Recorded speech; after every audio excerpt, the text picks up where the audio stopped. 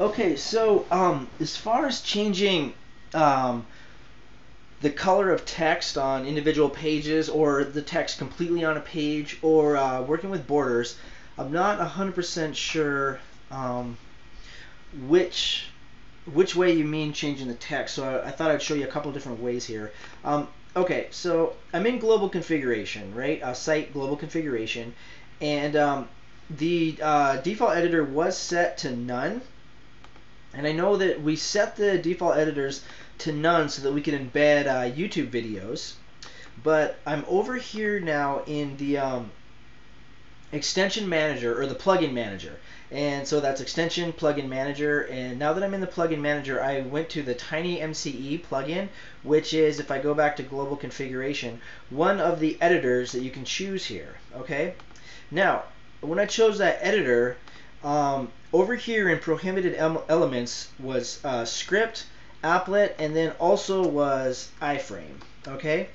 Now, IFrame will prevent anybody from being able to embed videos on your website. And it's good to learn how to do that in code anyway in HTML when you're working with articles. But if you actually just delete that iframe out of here and save it, then you can actually use this editor and also embed iframes at the same time. So that's what I did, and I turned the editor back on for you in global configuration right here.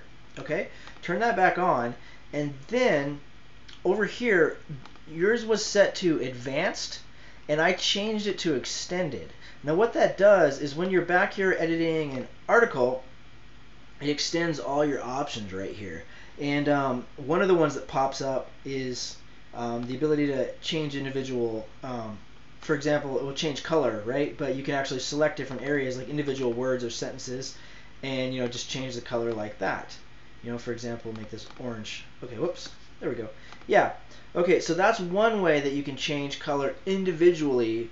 And so if you're actually just able to turn here and look, and I'll just do a search right here. There it is, right there. See that? The color right here is now applied as inline style right in the HTML here, okay? So that's just a nice, easy way to just turn those options on. The reason why you turn those options on or off, if you're building a website for a client and they don't want to have to get overwhelmed with too many symbols right here, you can actually strip this down. Now you can also not do the default simple, advanced, or extended, but you can actually choose what you want to turn on or off in it as well. So if there's still way too many things here, that's you can actually choose which one of these icons you get rid of.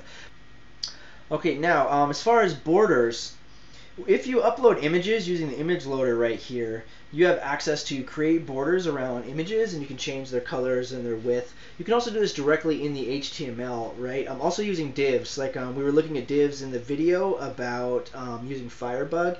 However, I'm not sure if that's what you're asking about with borders, or if you mean these borders here. Now this is something you could actually use Firebug like in an assignment to fix. If I inspect the element here, and as you can see, when I clicked on this, it selected the ZT main body inner, and here's the ZT main body inner in the CSS. And I'm in Chrome Inspector, so if I actually click on the color, I actually get this little color box here. And I can go ahead and change that to whatever color I want. And then now I know that what I need to change is I need to change the background of the ZT main body inner to this particular color right here. And I could just copy that, and where would this go? It would go in template.css. And that is over here. Now I'm in your template manager, templates, the ZT home. All right, and so you'd click on that.